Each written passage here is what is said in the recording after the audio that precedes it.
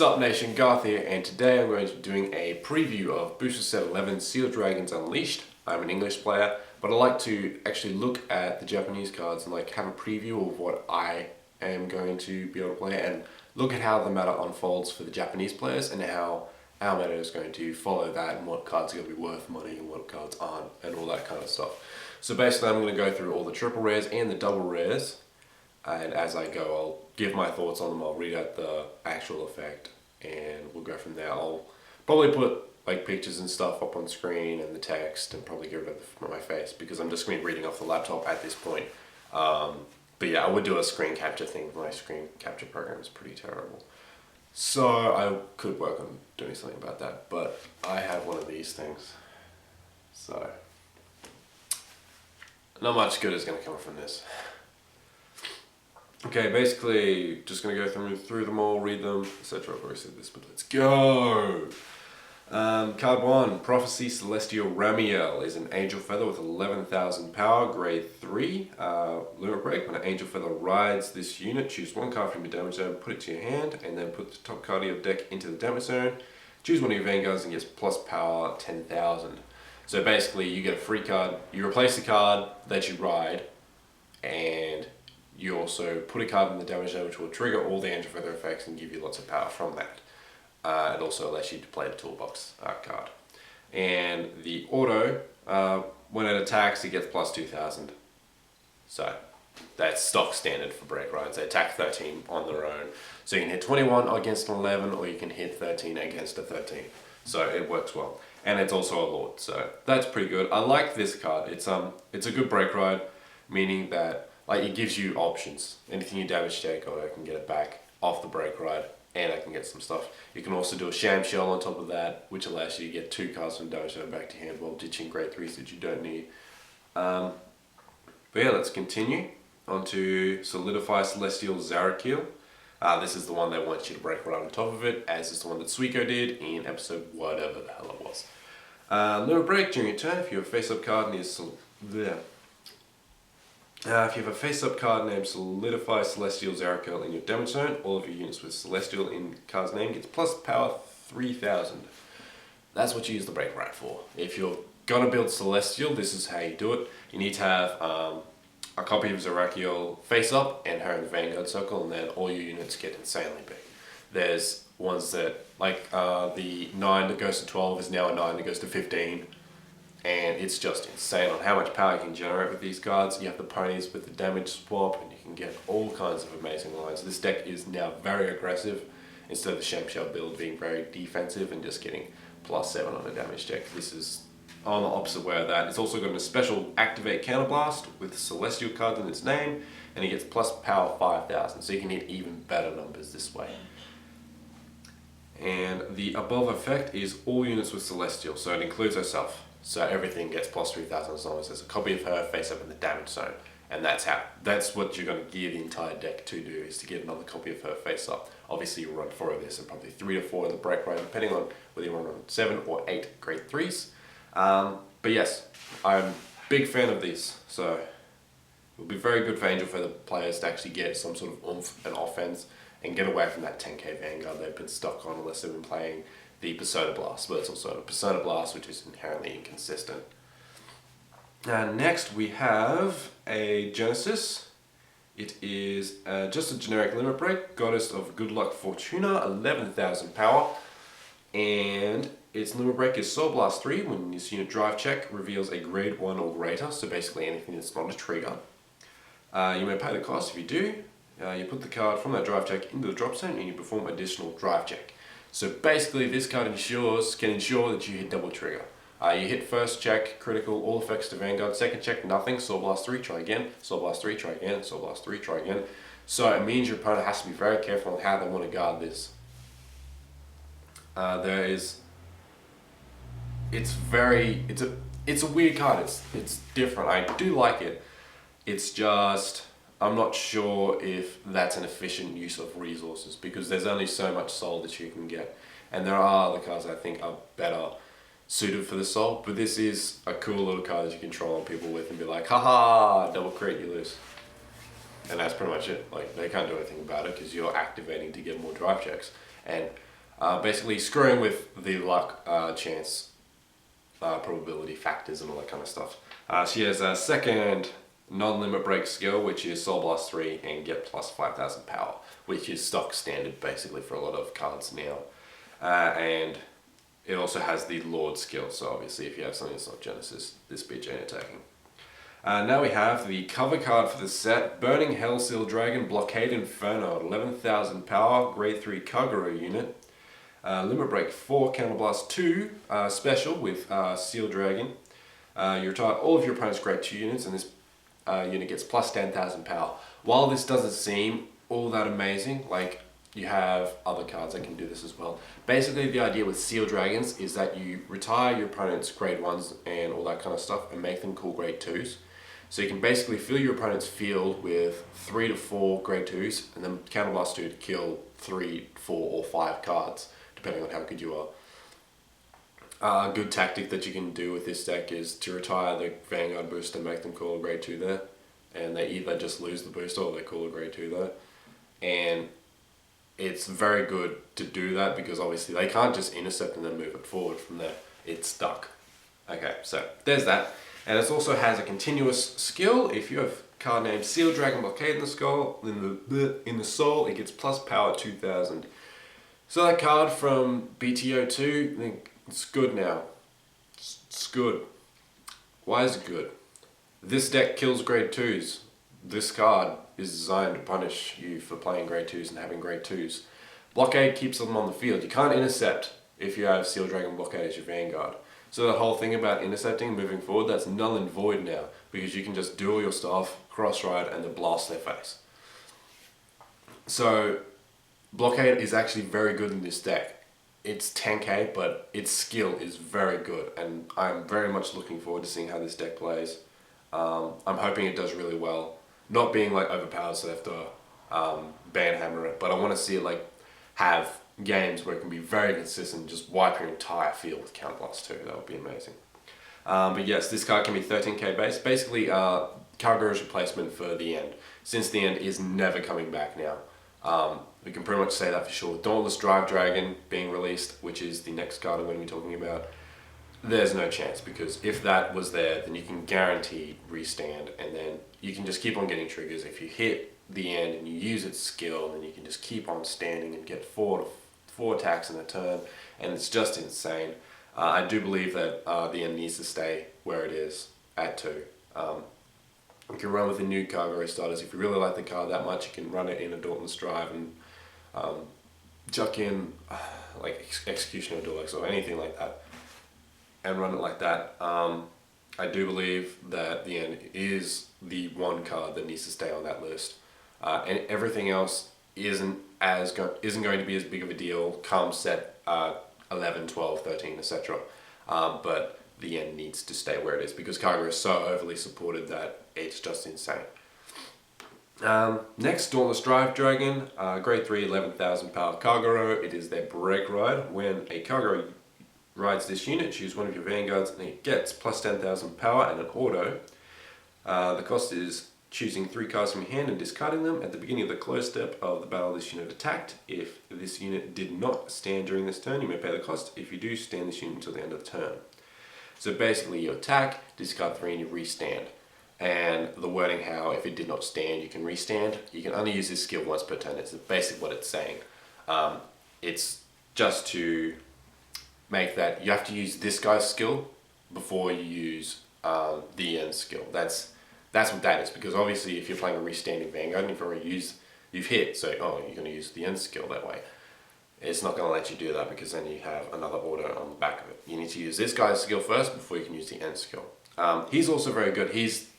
Him and Blockade Dragon can't be run together. That's basically how it is, because they conflict a bit too, like they don't, you can run them together, like it's not bad, but running Blockade and Inferno is much better than running Dauntless and Inferno, because getting that restand on Inferno, it doesn't mean anything because you're not going to be applying any sort of pressure with it. You want to activate, kill their stuff, and then do that. But you do have the skill which can give you another plus 10,000 power, meaning Inferno on its own can be 31 before boost. So that's very good. The attack is when Auto V's Vanguard, when it attacks, if the number of regoes you have is more than opponent, it gets plus 2000. So there is a bit of a condition on that one, but all you need to do is have more regoes than your opponent, so just attack their regoes and that's fine. Regardless, you can just attack for like 16, 18, anything like that. Next, we have Eradicator Sweep Commando Dragon, 11,000 power, grade 3 Narukami unit. It's Limit Break 4, Counter Blast 2 and Soul Blast 2 as a cost. When an opponent's Riga is put in the drop zone by any of your card's effects, well that's obviously going to happen because it's Narukami, you pay the cost, and if you do, draw a card, choose one of your opponent's Rigas in the front row, retire it, and this unit gets plus 5,000 power until the end of the turn. So basically, you ride this on top of the Vowing Sword Dragon. Its skill, pop. This guy's skill, pop. You get plus 5,000 power for no reason at all. And if you do it on that Limit Break turn, that's plus 15, and you've drawn a card. That's very good. It's very good. And it's auto. This is non-limit break. Choose one of your Regos with Eradicator in its name and put it in your soul. When this unit is placed on the VC, you may pay the cost. If you do, choose one of your opponent's Regos in the front row and retire it. So, you have all manner of way to retire stuff. If you ride this card before you ride Vowing Sword, you can just do that. If you ride this card on 4 and you haven't ridden on top of Vowing Sword, you can do that and then do your Soul Blasting and draw. So it's self-providing, it's not relying on Vowing Sword Dragon. It also has Lord, so obviously part of Narukami and anything else. It's just streamlining clans, which is very good because we don't want to be seeing OP splashes. Next we have Blue Flight Dragon, Transcore Dragon. Dragon twice, it's a bit redundant. Now he's an Aqua Force, 11k power. It's a break ride, he gets plus 10,000 power, and when he attacks, this is the break ride effect given to the unit that rides on top of it, obviously. When that unit attacks, your opponent may choose a card from his or her hand and discard it, but if they don't, you get plus 1 critical and they can't normal call Guardians. Yeah, so attack can make them discard a card. That's basically it. They'd be silly to not discard. Unless they're screwed anyway, but obviously it still discards, you can go the other 2 attacks, but no, it's just until the end of this battle, so you could not if you're fine, but still just screwed if you have to not discard. But yeah, it's cool. It's a cool little break ride. Not running a Maelstrom. Like you can run a Maelstrom like as a sort of backup-y thing if you want to, but like replace it instead of Glory, you can run this because riding Glory first is terrible. Like if you ride Glory first in a pure Maelstrom stand heavy deck, then you're screwed. Like Maelstrom is good finisher, it's a very good finisher because they can't guard with half their cards that they'll have, and their null guards are all useless at that point. But riding Glory first is bad, but whereas riding this first, it's not bad because you just ride Maelstrom and then attack. You get plus 10 for that turn as well, so that's good. And they have to discard a card already to stop you from getting a plus 1 crit and hitting them. But then they have to additionally guard on top of that. So it's basically you discard to make it so I don't get a crit, but I still get my plus 2 when I hit you. So that's good. I like this card. I might try it out eventually when I get there. I might be building this with the new cards that come in this. I was thinking about doing Glory, but Glory is also Ultimate Break, so it's a bit new. But we'll see how we go. Next card is Last Card Revon. This is the just Limit Break, and his Limit Break skill is, he's also 11,000 power, Aqua Force obviously. And his Limit Break skill is Counter Blast 1 when this unit attacks a Vanguard if the number of Aqua Force you have as rest in the front row is 3. So basically if he's the 3rd attack upon declaration of attack. So obviously you need to have 2 front rows, and that's fine. It's just, so it's not Storm Rider, and then attack with Vanguard. You have to have all your front row needs to be at rest. You Counter Blast 1, and he gets plus 3,000 power, plus 1 crit. So basically, since Aqua Force don't have any big like Counter Blasters, that do like Counter Blast 2 all the time, unless you're making your deck Hydro Hurricane and Navel Gazer, you can do this pretty much every single turn and be like, block it, block it, block it, and it's good. He also has a non-Counter Blast, no break skill where it's Counter Blast 1 and get plus 2,000, but you don't really want to be using that because you're not putting on any kind of pressure at all. They'll just say no go and you wasted the Counter Blast. So this one is actually pretty good. I like the 11k base. 11k base is very good, and the fact that it rewards you for doing the same thing that you would normally do in Maelstrom, but you don't have to work so hard to do it because all you need is to be third attack. So you don't need to run Storm Riders, you can run Argos, Valyria, and max out on those guys, and just be attacking for crit to every turn with plus 3000 power, which with Dorothy makes him 24, which conveniently hits everything at a good number. It's not 26, so it's not going to be as punishing as Maelstrom, but it's still very good. You can also break ride with this and it becomes very good. So I like this card.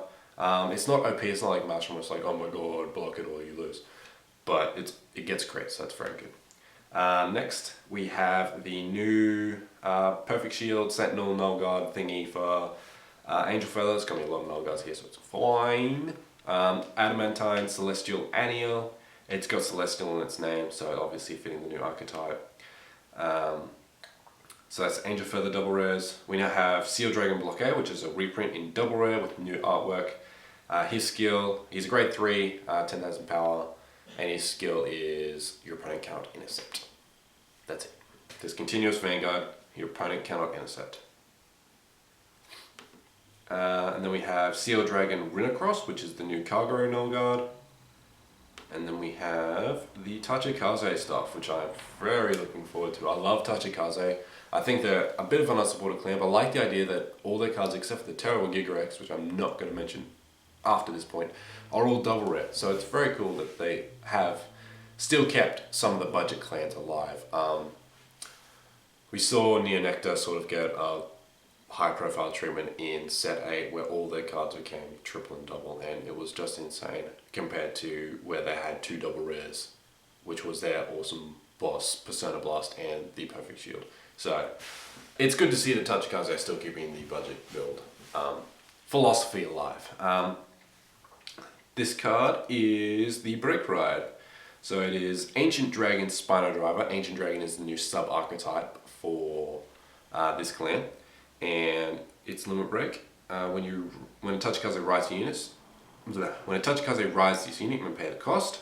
You got to choose 2 of your Tachikaze and retire them. You draw 2 cards, and your Vanguard gets plus 10,000 plus 1 crit. So basically, you kill off stuff that's going to give other stuff power, or you can counterblast and get it back to your hand, and you get a plus off of it. It's fucking amazing. And when it attacks, if the number of rear guards you have is more than your opponent, you get plus 2,000. So same as the Kagero one. A bit of a condition, but who the fuck cares? You just attack and you do stuff. It's good. So this is Break Ride I think every Tachikaze deck is going to have to run when they transfer over to Ancient Dragon, because while Repticon is good, it is not as good as all this stuff here. Next we have Ancient Dragon Tyranno Legend, and the auto direct did not correct me, so let's wait for this thing to load. And this one is an interesting one. And his limit break skill is choose 3 of your Ancient Dragon Tachikazes, so they've got to have Ancient Dragon in their name, and retire them. When this unit attacks the Vanguard, you pay the cost, and you get plus 10,000 plus 1 crit. It's Phantom Blaster Dragon. However, Phantom Blaster Dragon didn't have things that when they die, make you better. There's the ones that give you power, there's all these other things that do stuff. And his activate non-counterblast thing, you've heard it before, counterblast 2, Ancient Dragon one, so it's a special, and you get plus 5,000 power. Happened before. He's also a lord along with pretty much every single card that is unique to other things. I'll have the thing displayed that it's lord if I did not mention it. The next one is Ravenous Dragon Battle Rex. He has 10,000 power, which is a bit of a change of pace because a lot of the grade 3s have become 11,000 power. To avoid the whole 20k line, you have to drop 15 on anything that I don't have to waste, that I don't have to even make effort to do. Tachikaze, double rare. But his limit break skill, when this unit drive checks a grade 3 Tachikaze, choose one of your rear guards, retire it, and he gets plus 10,000 power. This card is impossible to guard. Impossible without a perfect shield. You can't risk it. If you need to guard it, you need a perfect shield or say no go. You can risk it, but you cannot reliably rely on that. Because obviously a deck based around this card is going to run 9 to 10 grade 3s, because that is a very good effect. You get plus 10,000 power for revealing grade 3. Obviously, you kill a Tachikaze, that's fine. If they have guarded for 3 triggers, let's say 3 triggers, because that counts as 2 triggers right there, so you got for 3. but the numbers are a bit iffy, so they've got it for a little bit that's under. So if you say increase your power by another 3,000, that you'll get there. You can retire Beam Tarot or the other one in set 8 and give yourself +3. So you're making all kinds of numbers for no reason at all. So this card is very interesting. I do like it a lot. The fact that it's 10k is a bit upsetting, but it's a very cool card. I'm interested to see what it does and how many people can actually see a lot of success with it, because drive check and grade 3s is sort of common play, especially if you do it twice and if it's awesome. But if they know you and you do that, it's not so awesome. But yeah. We have the new Null Guard for Tachikaze, Ancient Dragon, Paris Wall.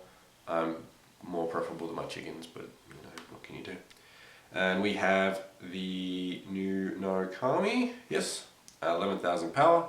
Armor Break Dragon, Limit Break 4, Soul Blast 3 and choose 3 cards from your hand and discard them. Retire everyone's front rows.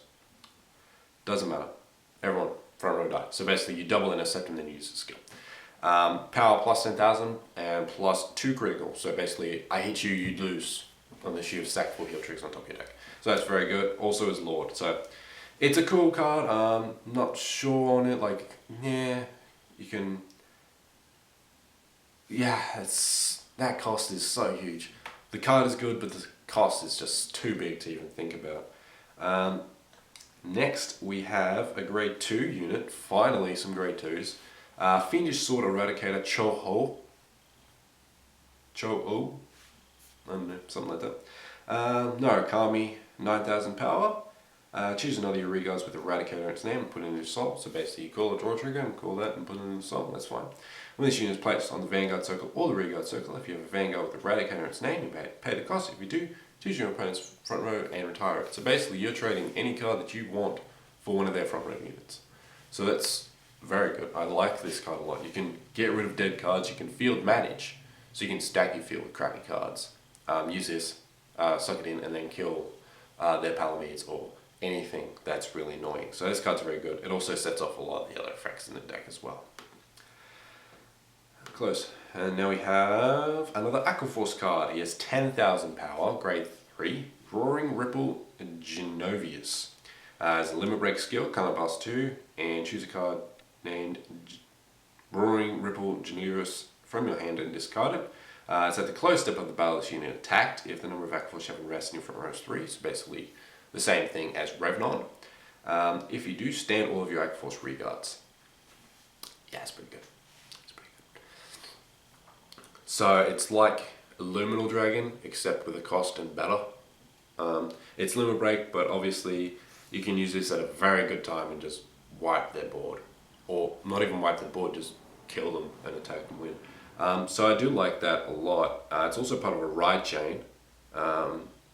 Not entirely sure what this ride chain does. I will find out in just a second.